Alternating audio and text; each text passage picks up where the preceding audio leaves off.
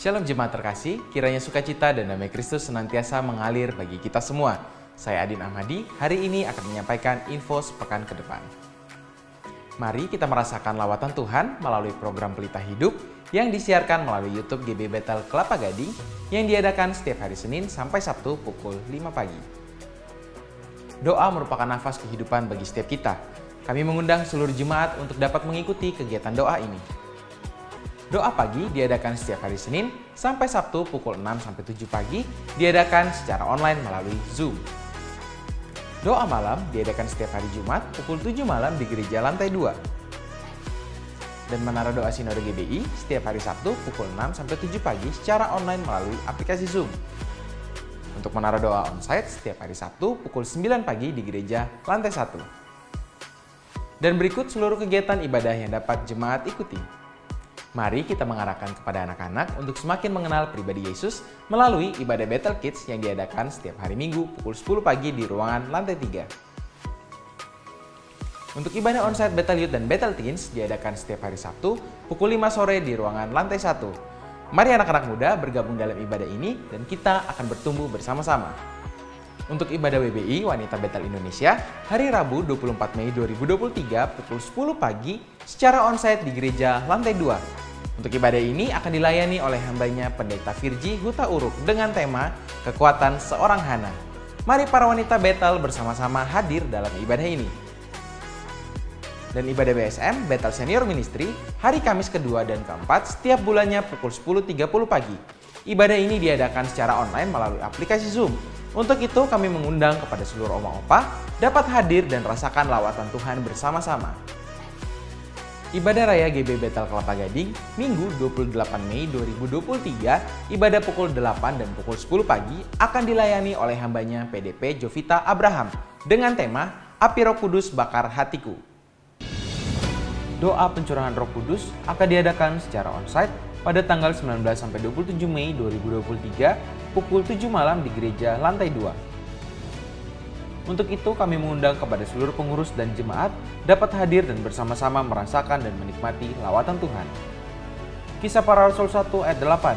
Tapi kamu akan menerima kuasa kalau Roh Kudus turun ke atas kamu dan kamu akan menjadi saksiku di Yerusalem dan di seluruh Yudea dan Samaria dan sampai ke ujung bumi. Demikian Bethel News minggu ini. Tetap kuat dalam Kristus dan percayalah bahwa rancangan Tuhan dalam kehidupan kita sempurna adanya. Selamat berakhir pekan, Tuhan Yesus memberkati. Shalom Bapak Ibu Jemaat yang dikasihi Tuhan. Ada sukacita di tempat ini, amin? Amin. Waduh, senang sekali saya bisa berjumpa kembali dengan saudara sekalian di ibadah pagi. Saya percaya Tuhan hadir di tempat ini, amin. Dan saya percaya ketika kita mengarahkan sepenuh hati kita, mengarahkan seluruh jiwa kita kepada pribadi Kristus, maka kita akan berjumpa dengan Dia. Amin. Siapa Bapak Ibu yang rindu untuk berjumpa dengan Tuhan Yesus hari ini? Amin. Hari ini Bapak Ibu, saya mengundang Bapak Ibu sekalian untuk kita berfokus kepada Kristus. Dengan waktu yang kita miliki di akhir pekan ini, mari kita datang kepada hadirat Kristus. Terima kasih Tuhan. Terima kasih untuk kebaikan-Mu Tuhan di dalam hidup kami. Engkau baik Tuhan. Kami sadar Tuhan segala yang kami miliki itu semua datang daripada-Mu Tuhan. Dan segala yang terjadi dalam kehidupan kami, itu semua karena seizin Tuhan untuk mendatangkan kebaikan di dalam kehidupan kami. Terima kasih Tuhan. Terima kasih Tuhan. Kau baik. Kau baik Tuhan. Kau baik Bapa. Kami datang kepadamu Tuhan, sebab kami rindu kami rindu bersekutu denganmu. Haleluya, haleluya.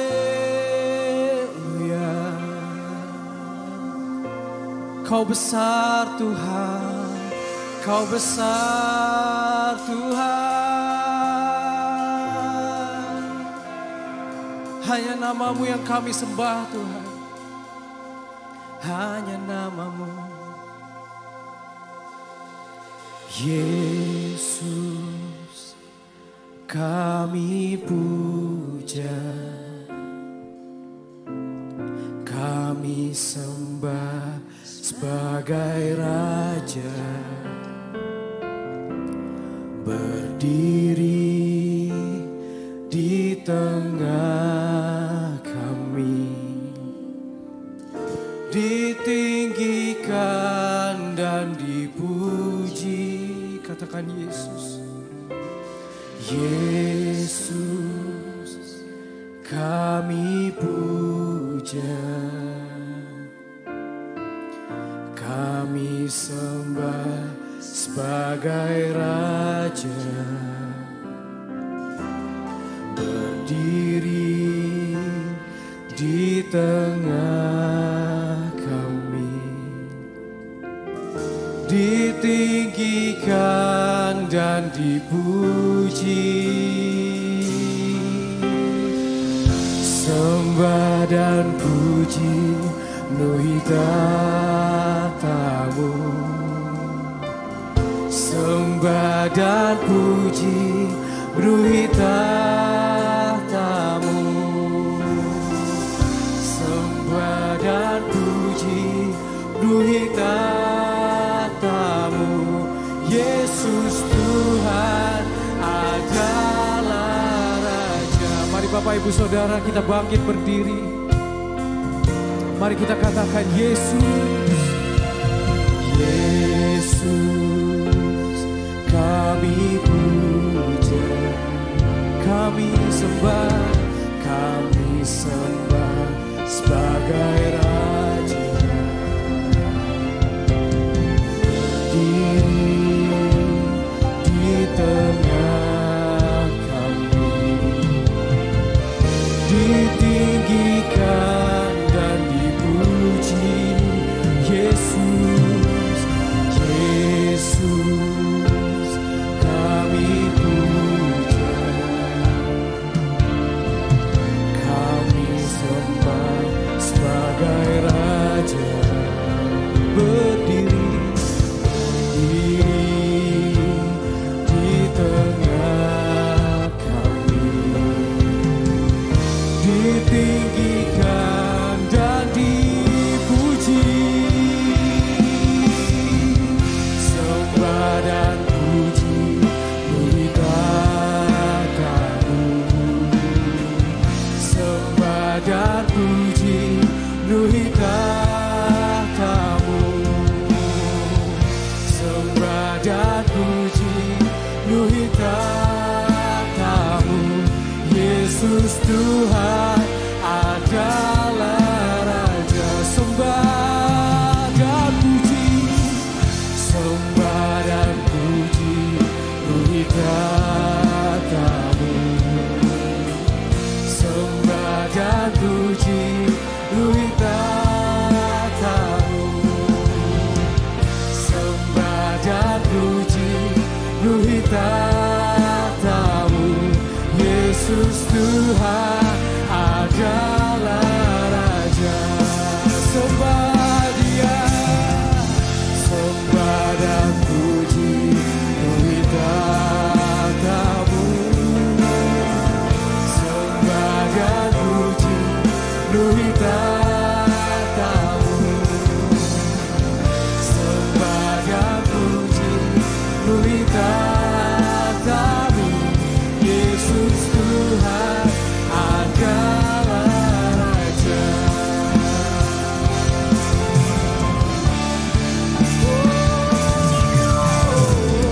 Sembah dan puji beri tahta-Mu.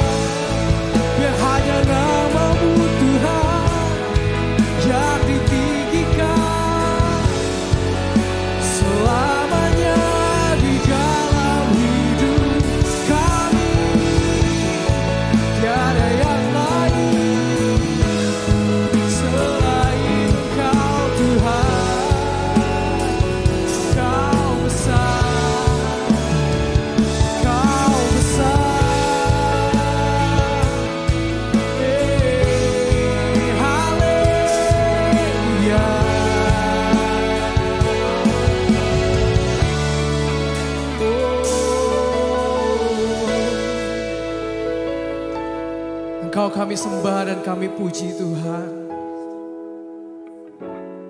Sebab kehadiran-Mu nyata dalam hidup kami. Engkau besar, Engkau baik Tuhan. Dalam segala keadaan Tuhan baik.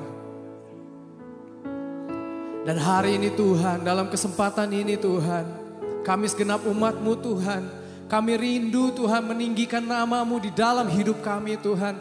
Menjadikan Yesus Kristus sebagai posisi pertama di dalam hidup kami. Kami datang dalam segala kelemahan kami Tuhan. Tapi kami tahu Engkau Allah yang menyempurnakan. Sekalipun kami tidak sempurna Tuhan, Engkau menerima kami apa adanya. Dan hari ini Tuhan, terimalah segala pujian dan penyembahan kami Tuhan. Biar hati-Mu disenangkan. Dan biar Engkau yang bertahta di atas pujian umat-Mu pada ibadah hari ini Tuhan. Hari ini kami berdoa Tuhan, supaya apapun yang terjadi di dalam ruang ibadah ini Tuhan, semuanya seturut dan sekehendak-Mu Tuhan. Dari awal hingga akhirnya Tuhan, Engkau yang menjamah hati setiap kami Tuhan. Satu persatu hari ini kami akan pulang sebagai pemenang. Kami akan kuat Tuhan, kami akan diubahkan karena Yesus Kristuslah yang mengubahkan hidup kami. Dan hari ini kami nyatakan, kami siap untuk beribadah, memberikan pujian dan penyembahan yang terbaik bagi nama Yesus Kristus. Setiap jemaat Tuhan yang siap, sama-sama kita katakan amin. Berikan tepuk tangan yang paling meriah buat Tuhan kita. Luar biasa. Kita percaya Yesus kita hebat, amin. Boleh lambaikan tangannya. Mari kita kecap dan lihat kebaikan Tuhan. Yeay. Kau baik Tuhan. Mari kita ingat segala kebaikan Tuhan. Yeah. Sama-sama kita katakan. Kecaplah dan lihatlah betapa baiknya Tuhan itu. Rasakan dan nikmati kasih setia Tuhan. Kecaplah, kecaplah dan lihatlah betapa baiknya Tuhan itu. Rasakan dan nikmati kasih setia Tuhan. Oh, syukur bagi-Mu Tuhan, segala hormat bagi-Mu Tuhan, Allah yang mengasihiku, Allah yang memeliharaku selamanya, selamanya. Amin. Tuhan Kau baik. Mari kita bawa pujian kita dengan kesungguhan hati kita. Kecaplah.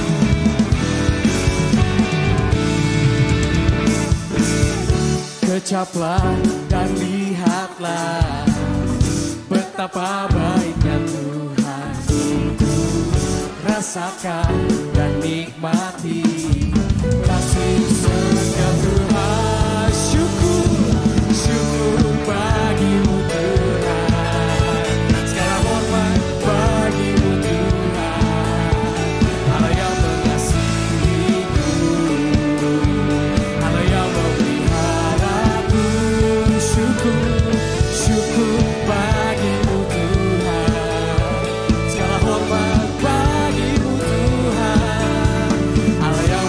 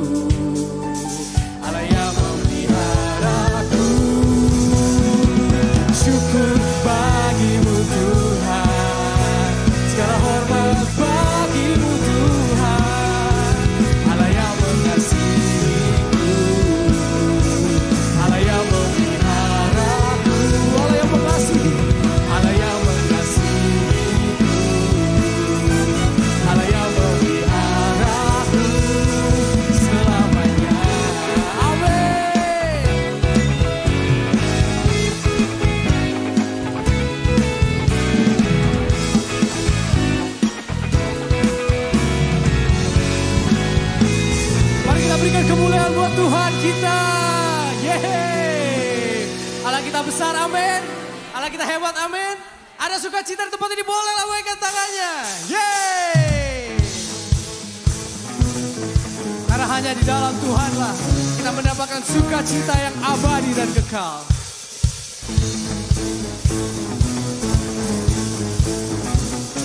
Sama-sama Bapak Ibu dengan suara yang terbaik katakan.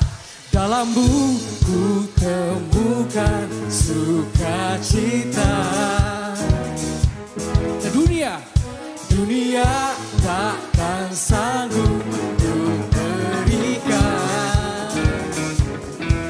Segala bebanku digantikan selama ku ada di dalammu. Kaulah sukacita, pengharapan dan kehidupan. Kau beri kekuatan, haleluya, sukacita selamanya.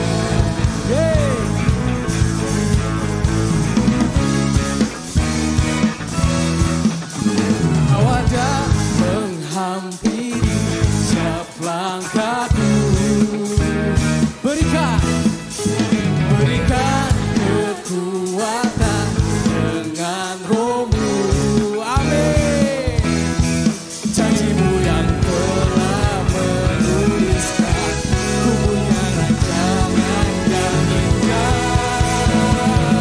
Kaulah sukacita, pengharapan dan kehidupan. Kau beri kekuatan, haleluya, haleluya. Kaulah sukacita, pengharapan dan kehidupan. Kau beri kekuatan, haleluya, sukacita selamanya. Oh, oh, oh, oh, oh. Oh, oh, oh, oh, oh, oh.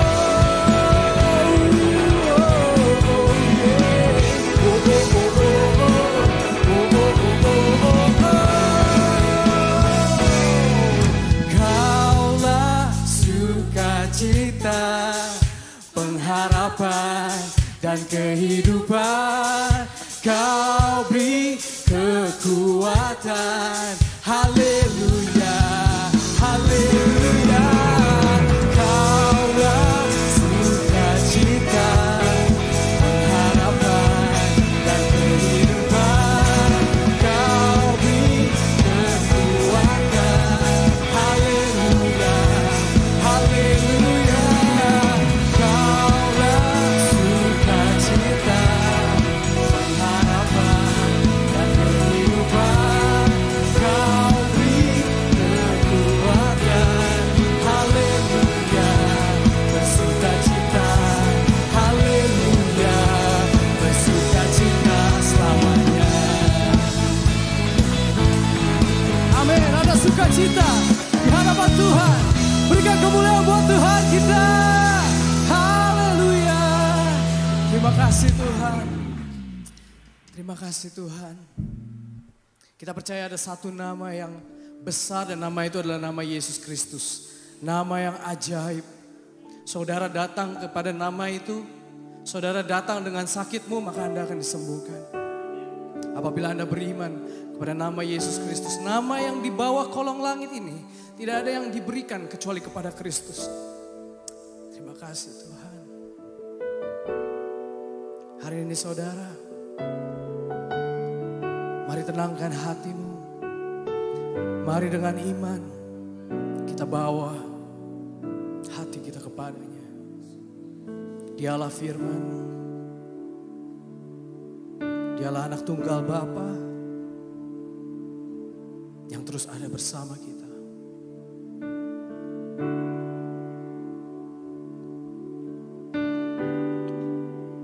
Come we sing. You are the word at the beginning, one with God the Lord Most High. Your hidden glory in creation Now revealed in you are Christ. What a beautiful name it is. What a beautiful name it is. The name of Jesus Christ my King. What a beautiful name it is. Nothing compares to this. What a beautiful name it is. The name of Jesus. Oh, you didn't want heaven without us. You didn't want heaven without us. So Jesus, you brought heaven down. My sin was great. My sin was great. Your love was greater. What could separate us now? What a wonderful name it is. What a wonderful name it is. The name of Jesus Christ my King. What a wonderful name it is. Nothing compares to this. What a wonderful name it is. The name of Jesus. What a wonderful name it is. The name of Jesus. Oh, there's no other name, no other name than you, Lord. For you are for us, Jesus Christ, you are for us. Oh, death could not hold you, the failed door before you.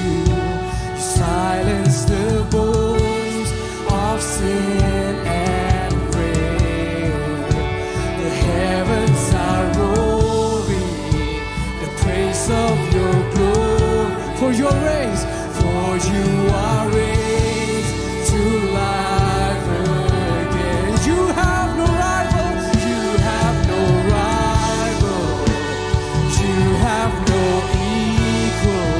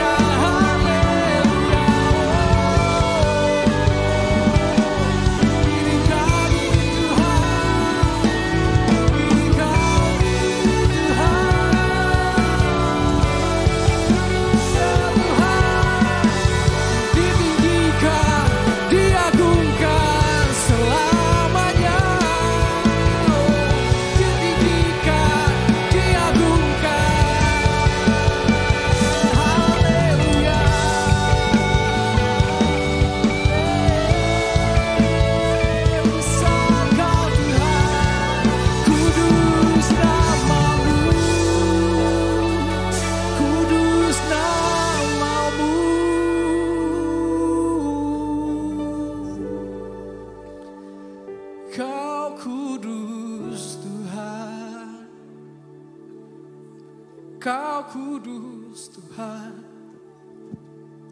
Kau kudus Tuhan. Kau indah Tuhan, Kau indah Tuhan. Kau mengasihi kami Tuhan.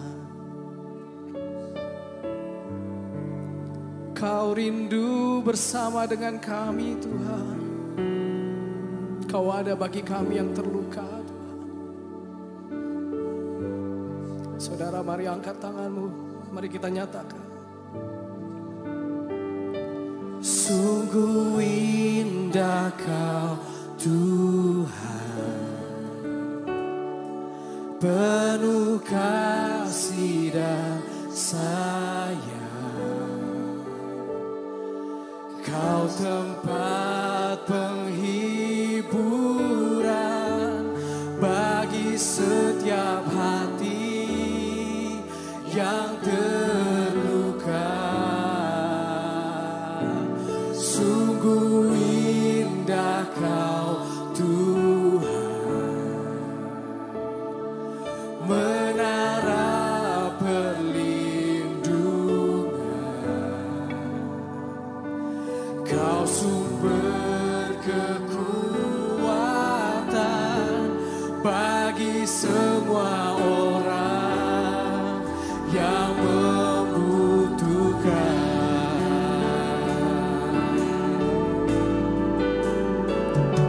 Sungguh indah Kau Tuhan,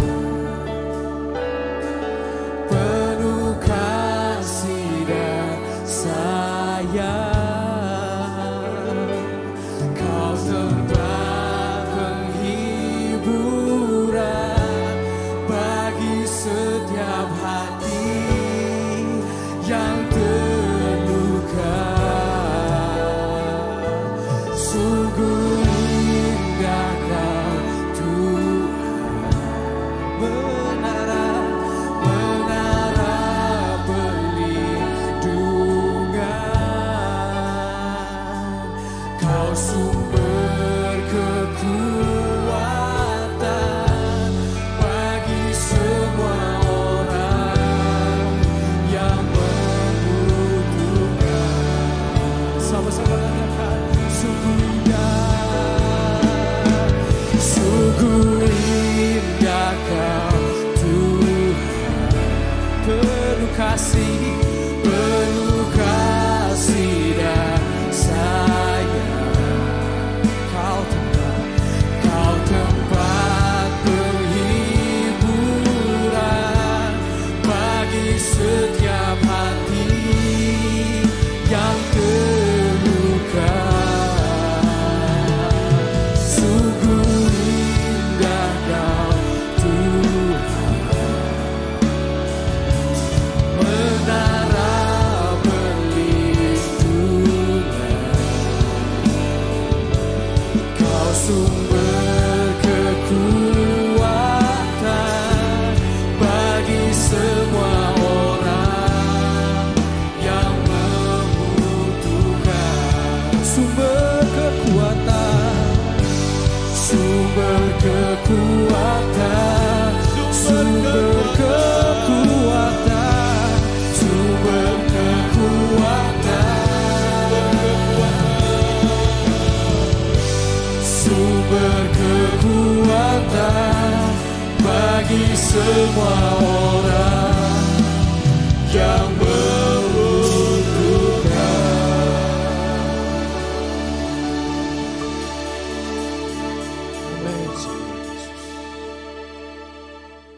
Jemaat yang dikasihi Tuhan, Shalom.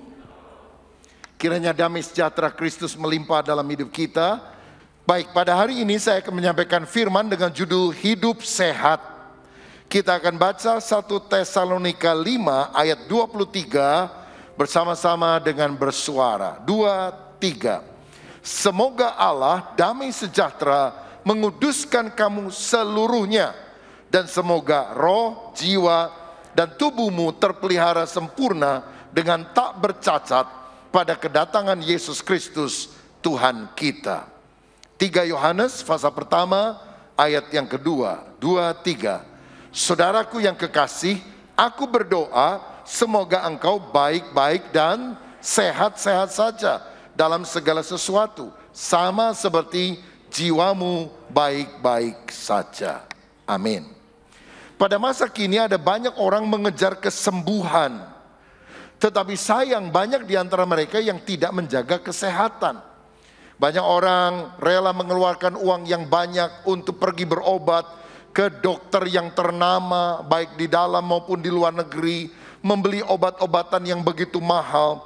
Padahal kalau saja kita melakukan tanggung jawab kita, yaitu menjaga kesehatan, hidup ini akan jauh lebih berbahagia. Tahukah saudara bahwa kesehatan itu lebih penting daripada kesembuhan? Sebab kesembuhan berarti saudara mesti sakit dulu. Tapi kalau kesehatan kita nggak perlu sakit, karena kita menjaga kondisi yang prima di dalam kehidupan kita. Alkitab tadi berkata, kiranya roh, jiwa, dan tubuhmu terpelihara sempurna pada waktu kedatangan Kristus untuk kali kedua. Dari sini kita melihat Tuhan tidak hanya peduli masalah batiniah, roh dan jiwa. Dia juga memperhatikan masalah lahiriah, memperhatikan kesehatan tubuh kita. Malah dia menghendaki supaya kita baik-baik saja dan sehat-sehat saja. Saya percaya kita semua ingin menjadi orang yang sehat, karena Tuhan memang ingin agar kita berjalan dalam kesehatan ilahi. Untuk itu kita perlu merawat tubuh kita dengan baik. Kalau saudara beli mobil, bahkan mobil baru keluar dari showroom, tapi kalau tidak pernah dirawat, nggak pernah diservis, nggak pernah diganti oli, beli bensin juga yang oplosan di pinggir jalan, maka nggak lama mobil itu akan mogok, mobil itu lebih cepat rusak. Tetapi kalau kita merawat dengan baik, menservis secara berkala, maka umur dari mobil itu akan awet. Begitu juga dengan kehidupan kita. Tuhan mau kita memelihara, menjaga supaya kita hidup lebih panjang untuk bisa melayani Tuhan. Sebab walaupun roh kita berkobar-kobar melayani Tuhan, tapi kalau tubuh kita sakit, kalau kita stroke, maka tidak bisa melayani seperti yang kita harapkan tentunya. Jadi betapa pentingnya menjaga kesehatan fisik. Nah, kadang ada orang yang bertanya begini, umur itu kan sudah ditentukan oleh Tuhan. Jadi apakah saya menjaga kesehatan saya atau tidak menjaga kesehatan saya, itu kan tidak akan memperpanjang umur hidup saya. Jadi ya hidup sembarangan juga nggak apa-apa, umur nggak akan maju atau nggak akan berkurang begitu.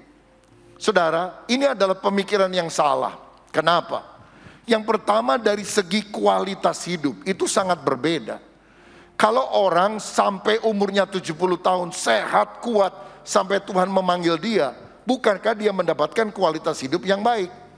Tapi kalau dia tidak jaga kesehatan, 40 tahun sudah kencing manis, darah tinggi, sakit jantung, karena hidup yang sembrono, umur 50 tahun kena stroke, 20 tahun dia ada di ranjangnya, harus dilayani orang lain, baru meninggal setelah 20 tahun kemudian di usia 70 tahun. Maka dia tidak punya kualitas hidup yang baik kan saudara. Jadi penting sekali kita jaga kesehatan. Tetapi yang kedua, untuk pandangan yang berkata umur kan sudah ditentukan Tuhan, gak bisa maju atau mundur. Saya mau bilang begini, bahwa ada faktor free will, kehendak bebas manusia yang harus dipertimbangkan. Begini, kehendak Tuhan itu ada dua jenis. Ada yang disebut ketetapan Tuhan, sifatnya mutlak, tidak bisa dirubah-rubah. Misalnya saudara ditetapkan Tuhan lahir sebagai laki atau perempuan. Saudara lahir di keluarga si A, ayahmu atau ibumu. Engkau lahir sebagai orang Indonesia, bukan sebagai anak Queen Elizabeth orang Inggris. Itu kedaulatan mutlak Allah. Tidak bisa diganggu gugat karena tidak melibatkan tanggung jawab manusia. Tapi ada yang disebut sebagai keinginan Tuhan. Kalau ketetapan Tuhan itu berdasarkan kedaulatan Allah saja, tidak bisa dirubah mutlak. Tapi kalau keinginan Tuhan itu melibatkan bukan hanya kedaulatan Allah tapi juga tanggung jawab manusia. Dan disinilah free will itu sangat penting. Karena kehendak yang kedua ini sifatnya relatif. Contoh, Mazmur 90 ayat 10, umur kami 70 tahun, kalau kami kuat 80 tahun. Tapi walaupun Tuhan ingin saudara minimal lah umurnya 70, kalau engkau menyilet urat nadi pada umur 25 tahun, saudara akan mati.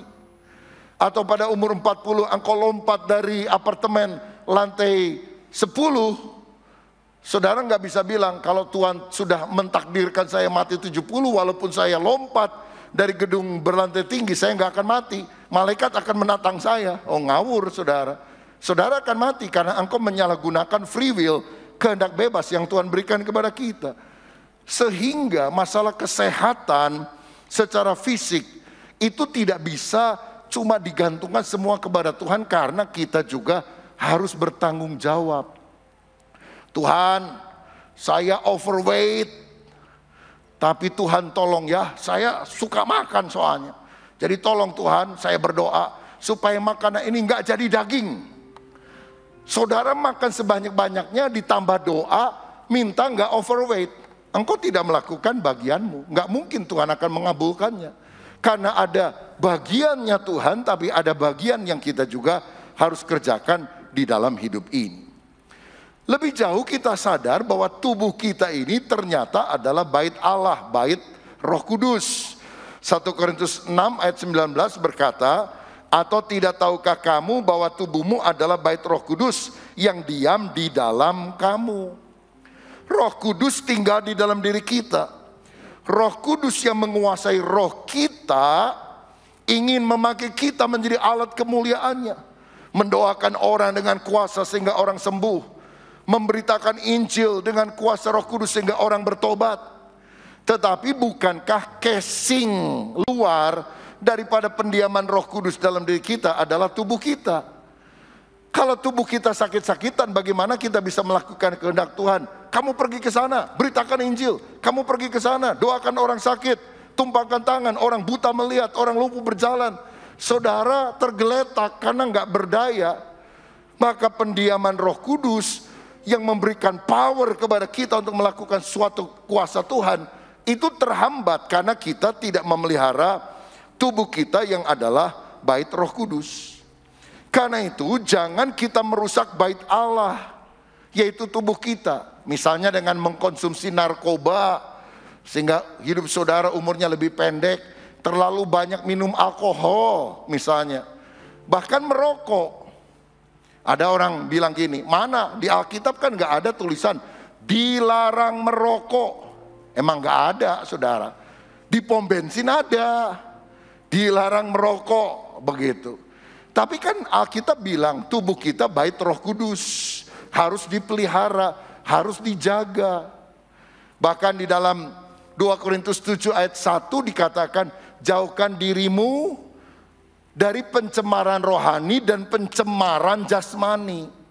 Termasuk di dalamnya itu soal merokok tadi.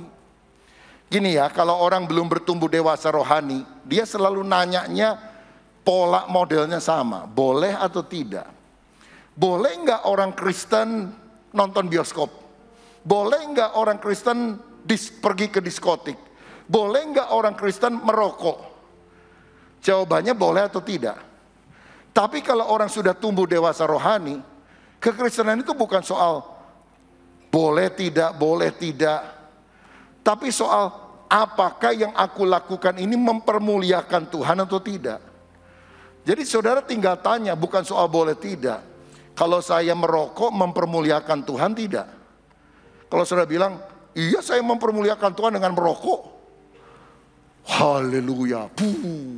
Ya boleh, silahkan saja. Kalau memang hati nuranimu berkata demikian. Kalau saya ajojing sama orang-orang di diskotik dan sebagainya, apakah saya mempermuliakan Tuhan atau tidak? Jadi pertimbangannya bukan lagi boleh tidak, tanya pendeta.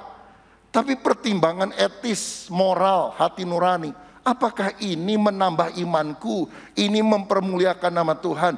Ini tidak membuat batu sandungan bagi orang lain? Nah saudara-saudara, mari kita tidak merusak bait Allah. Misalnya dengan cara mengkonsumsi narkoba, alkohol, merokok. Termasuk ketika kita tidak melakukan satu hal yang baik yang seharusnya kita lakukan. Misalnya kita tidak suka olahraga, maka tentu saja kita tidak memperoleh tubuh yang fit untuk hal itu. Karenanya jaga kesehatan agar kita bisa dipakai Tuhan lebih lama, lebih maksimal lagi. Terutama di masa kini, di masa pandemi COVID, pakailah masker. Kalau saya pergi ke tempat umum seperti ini, saya pakai double masker, saudara-saudara.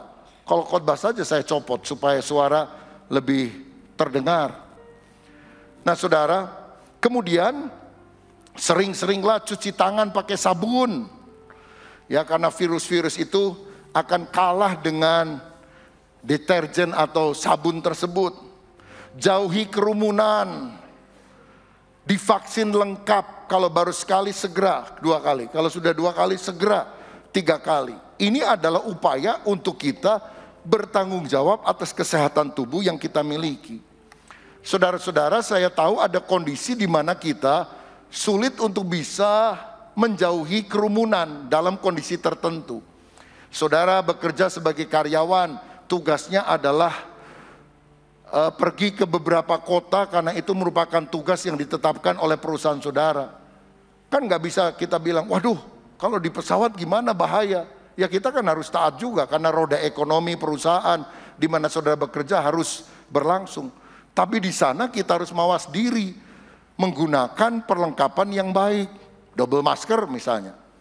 Nah saudara, jika demikian bagaimana supaya kita memiliki kesehatan? Ada 3B yang saya mau sampaikan secara ringkas. Pertama, benahi pola makan. Saudara tahu dosa manusia pertama itu gara-gara apa? Gara-gara makan kan? Coba kalau Hawa dan kemudian Adam gak makan buah yang dilarang Allah, gak jatuh dalam dosa. Jadi seringkali orang jatuh dalam dosa karena makanan. Udah tahu darah tinggi, kencing manis, makannya sate babi, cuci mulut duren. Kalau dikasih tahu, aduh hati-hati darah tinggi nanti. Tenang, darah Yesus lebih tinggi. Ini kan menghina Tuhan ini, mencobai Tuhan namanya. Jaga pola makan kita. Dalam Daniel pasal pertama itu dikisahkan, Daniel budak dari Ibrani, dari orang Yahudi, ditawan di Babel. Tapi ternyata karena dia kelihatannya pintar, dia dan beberapa temannya disuruh melayani raja. Dikasih makanan enak-enak yang biasa juga dimakan oleh raja. Ini kan kehormatan, tapi lihat ayat 8. Daniel berketetapan untuk tidak menajiskan dirinya dengan santapan raja dan dengan anggur yang biasa diminum raja.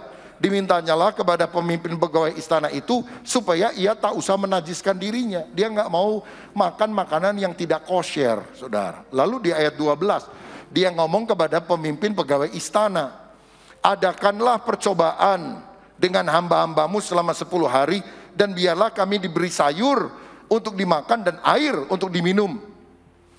Dan ayat 15, setelah lewat 10 hari ternyata perawakan mereka lebih baik dan mereka kelihatan lebih gemuk daripada semua orang muda yang telah makan dari santapan raja. Jadi makan sayur, minum air biasa lebih sehat, lebih gemuk daripada orang-orang yang makan minuman yang mewah-mewah. Saya percaya begini, makanan sederhana disertai takut akan Tuhan menjadi 4 sehat, 5 sempurna, 6 kenyang, 7 wareg, saudara.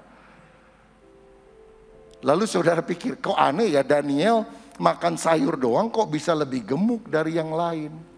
Nah nanti itu ahli gizi yang menjelaskan. Saya sebetulnya sudah mendapatkan penjelasan.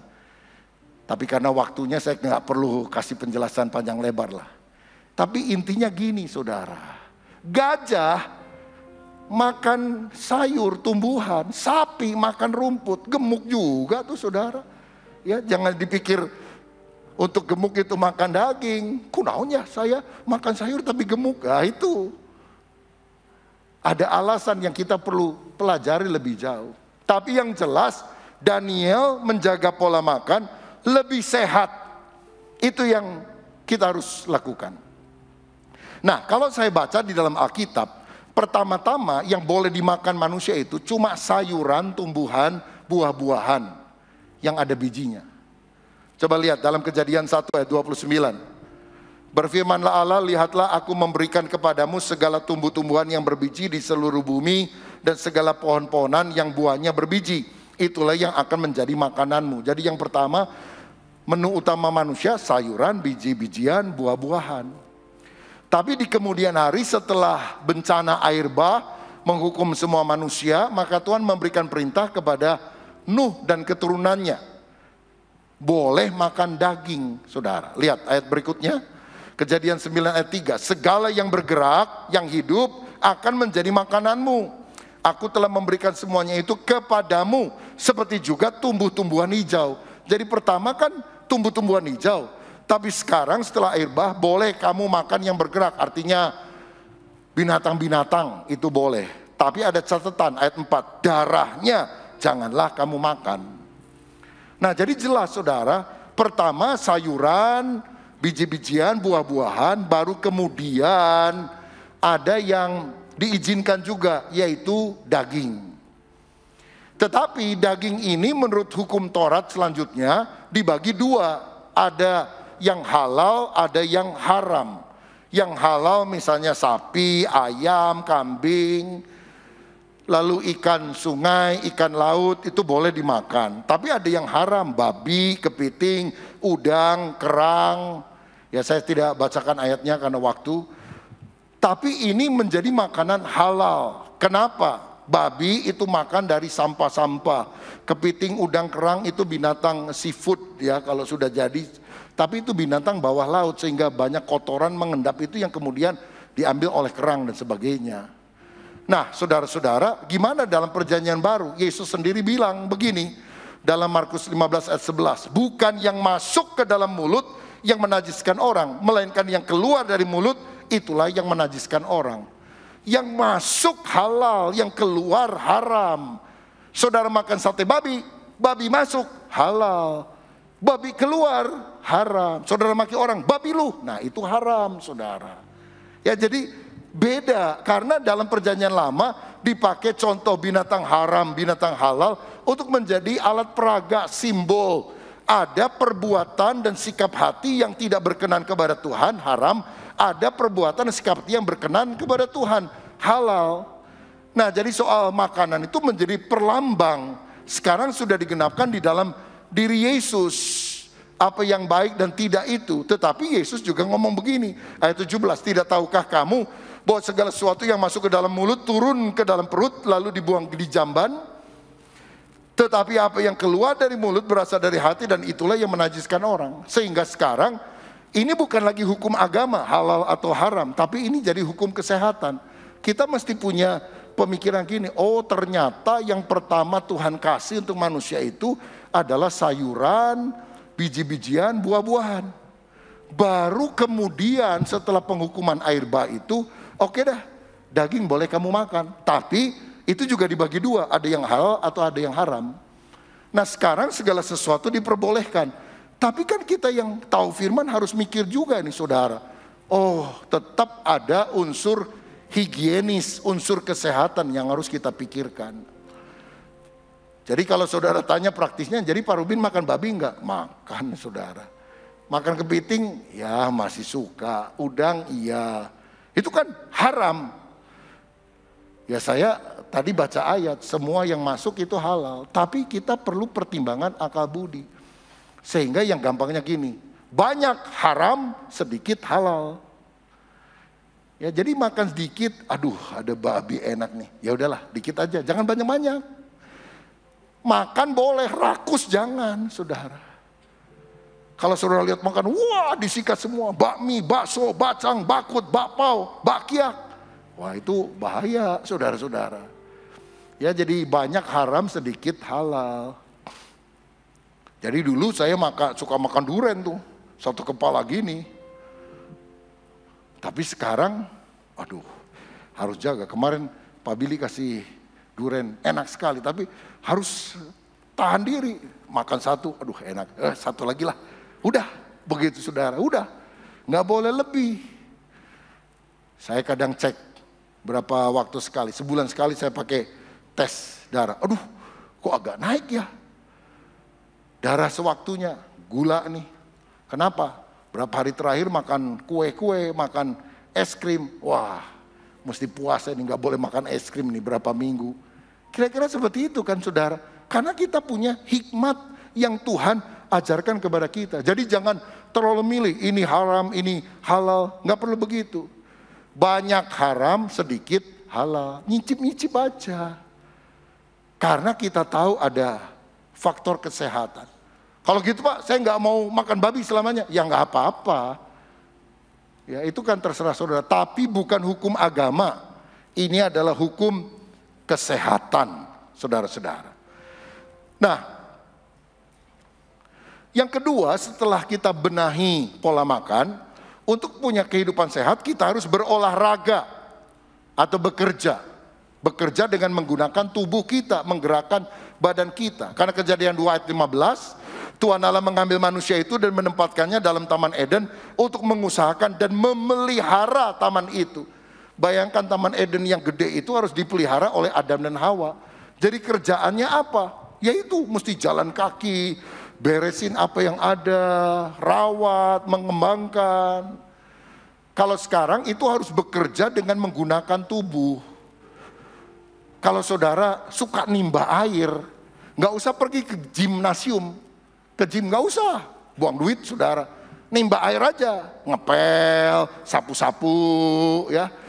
Ibu-ibu kalau lakukan tugas itu jangan ngomel-ngomel, olahraga gitu kan.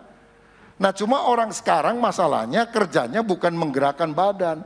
Duduk di depan komputer, makan junk food lagi. Waduh, maka harus diimbangi dengan olahraga. Setidaknya jalan kaki saudara-saudara. Ada yang berenang, ada yang naik sepeda. Kalau nggak sepeda beneran, ya sepeda statis. Sampai keringetan misalnya. Itu mengeluarkan sesuatu yang bisa ditimbun menyebabkan kolesterol, gula darah dan sebagainya. Tapi kalau saudara memang pekerjaannya adalah pekerjaan dengan menggunakan badan, ya nggak apa-apa. Tuhan Yesus itu sering naik gunung loh. Ya dia doa di gunung, jalan kaki, makanya sehat saudara sekalian. Nah kita juga sadar bahwa olahraga, latihan badani itu terbatas gunanya. Tapi ibadah berguna dalam segala hal. Ibadah itu kan nilainya kekal. Kalau olahraga kan nilainya fana, sementara di sini. Karena itu dikatakan terbatas gunanya. Bukan tidak ada gunanya.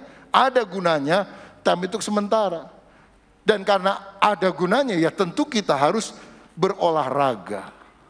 Dan yang terakhir, yang ketiga, selain benahi pola makan, berolahraga, yang ketiga kita harus beristirahat. Atau termasuk di dalamnya refreshing, cuti, liburan, dan sebagainya. Keluaran 20 ayat 9, 6 hari lamanya engkau akan bekerja dan melakukan segala pekerjaanmu, tetapi hari ketujuh adalah hari Sabat. Hari perhentian. 6 hari kerja, 1 hari istirahat, 1 hari cuti, 1 hari refreshing. Supaya ada keseimbangan dalam kehidupan kita. Nah saudara sekalian, ini yang kita harus kembangkan dalam diri kita. Ada Sabat, ada waktu istirahat, waktu libur. Bisa untuk santai, bisa untuk ngobrol dengan keluarga, jalan-jalan di taman atau pergi ke pinggir pantai. Ya pokoknya refreshing, mencharge lagi hidup kita. Tuhan saja menciptakan dunia dalam 6 hari. Hari ketujuh dia beristirahat. Cuma Tuhan beristirahat bukan karena dia capek, karena dia nggak pernah capek. Dia beristirahat karena semuanya sudah tuntas dia kerjakan dan dia memberkati di hari ketujuh itu, sehingga semua yang dikerjakan itu diberkati oleh Tuhan. Nah karenanya saudara gini, jangan lebih hebat dari Tuhan lah. Tuhan aja kerja cuma 6 hari, masa saudara kerja 7 hari? Yang bener aja. Ada orang buka toko dari Senin sampai Senin, terus kerja, nggak ada istirahatnya. Lebih hebat dari Tuhan. Tuhan aja istirahat, saudara nggak istirahat. Saya pertama kali ke Australia itu tahun 90-an. Jam 4 sore toko-toko tutup saudara. Karena orang udah kerja, terus dia ngatur waktu dengan keluarga dan sebagainya. Waduh, saya pikir jam 4 sudah tutup, jam 5 lah paling lama. Tapi sekarang lebih panjang, bisa ada hari tertentu jam 9 malam. Orang-orang Asia yang ngajarin, saudara. Ya, saya lihat orang Australia itu kerja, lalu weekend mereka habiskan. Kan ada yang kerjanya itu, gajinya itu dihitung per jam, saudara. Dibagikan kadang per minggu, bukan per bulan seperti kita. Jadi dia kerja lalu weekend dia habiskan. Ke kafe, ke restoran, kemana, habis. Lalu kerja lagi. Lalu kemudian istirahat lagi. Orang Asia bilang, bodoh banget tuh, kapan nabungnya? Apa yang dilakukan orang Asia? Kerja terus, karena bagi mereka happy itu bukan karena bisa ngobrol sama teman, bisa ke kafe. Tapi kalau lihat catatan uang di banknya tuh nambah. Wah, seger, itu refreshing buat dia. Nah ini ngawur, saudara sekalian. Hidup itu mesti ada keseimbangannya. Pendeta juga perlu cuti, saudara-saudara. Kalau enggak, burn out, jenuh. Karena kita manusia yang terbatas, belum mengenakan tubuh kemuliaan. Kita masih terdiri dari darah dan daging dan kita harus pelihara hidup kita. Bahkan Yesus ketika banyak sekali pelayanan, makan pun tak sempat katanya.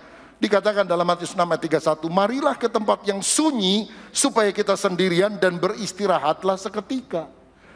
Tuhan aja waktu di dunia perlu istirahat loh, saudara. Kenapa? Yaitu dia Allah sejati tapi manusia sejati. Selama mengenakan tubuh manusiawi itu, dia bisa capek, dia bisa sakit, dia bisa lelah. Karenanya perlu istirahat. Tuhan kita mengatur pola hidupnya begitu luar biasa. Ayo kita sebagai anak-anak Tuhan menjadi orang-orang yang mengerti dan memiliki hikmat di dalam hal ini.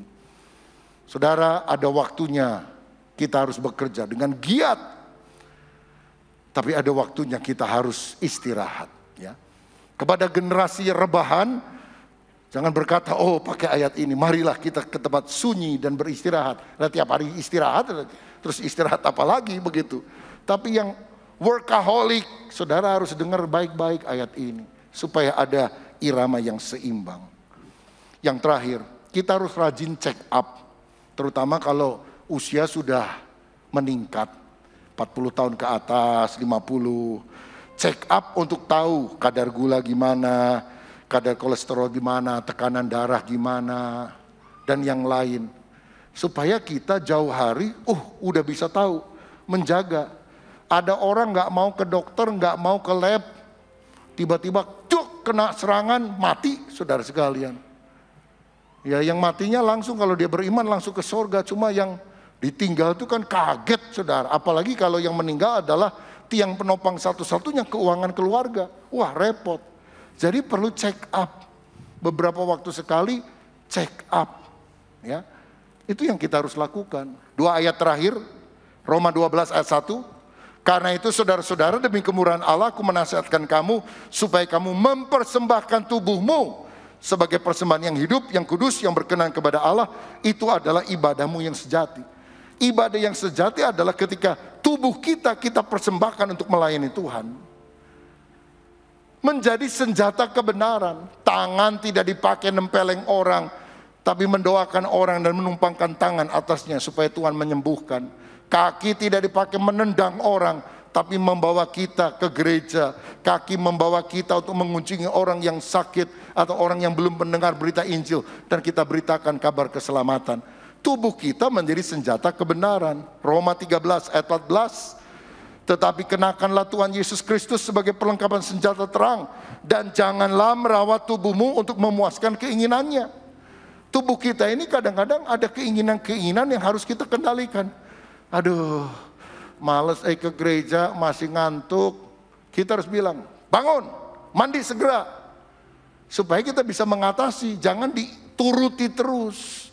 Apalagi kalau nafsu tubuh, hawa nafsu, pikiran yang macam-macam, hati yang macam-macam, itu harus disingkirkan.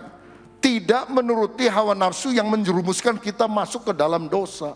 Sebab kalau kita berdosa, maka roh kita tidak sehat, dan itu akan mempengaruhi fisik kita menjadi tidak sehat.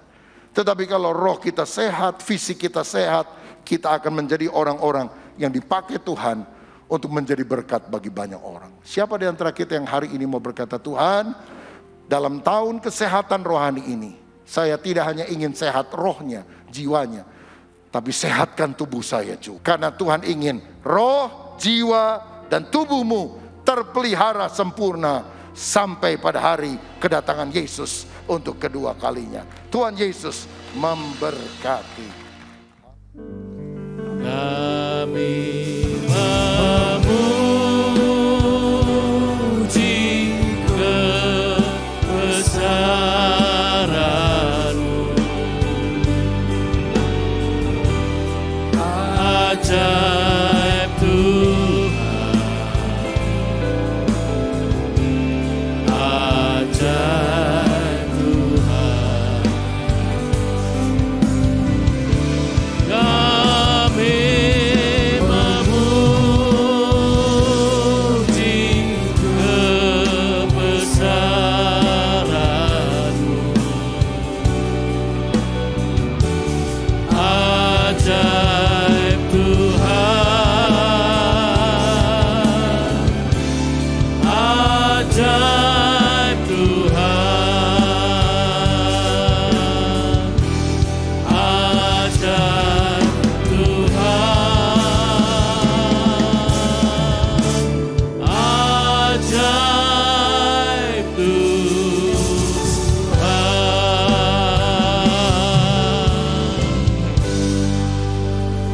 Kami mengucap syukur buat pagi ini di mana kami bisa kembali beribadah kepada Engkau, memuji, menyembah, bahkan mendengarkan firman-Mu.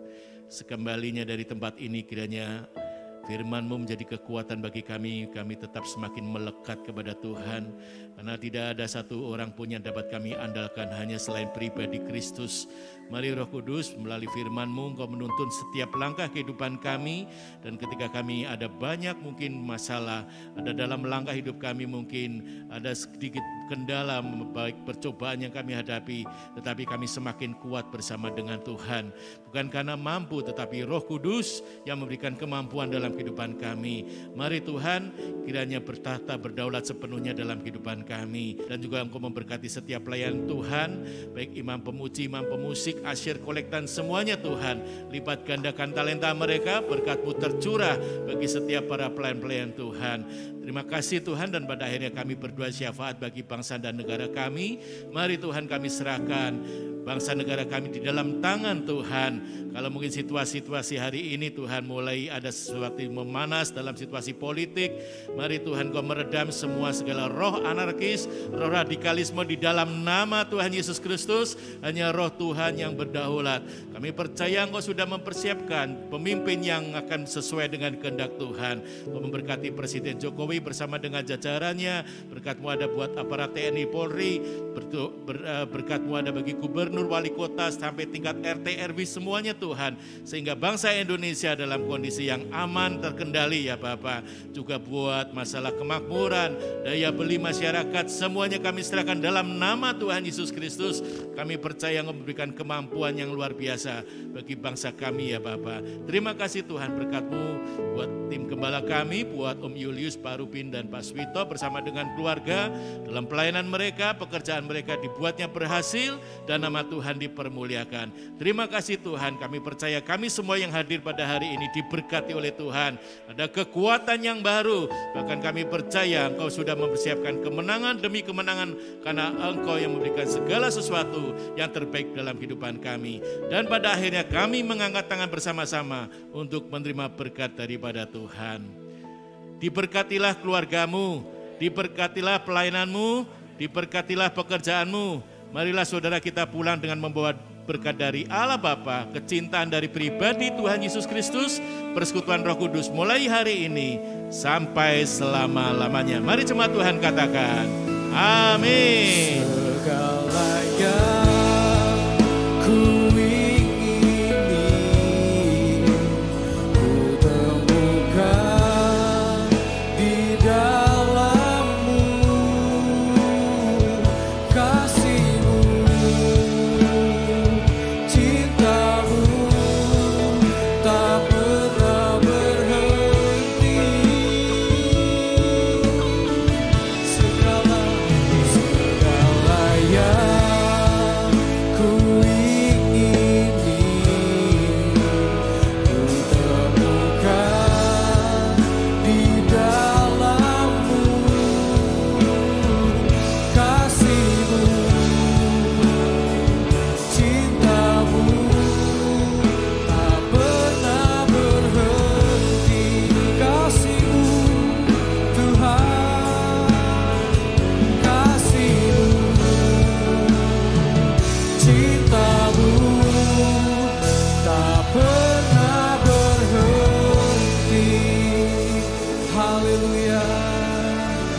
Terpujilah nama-Mu Tuhan.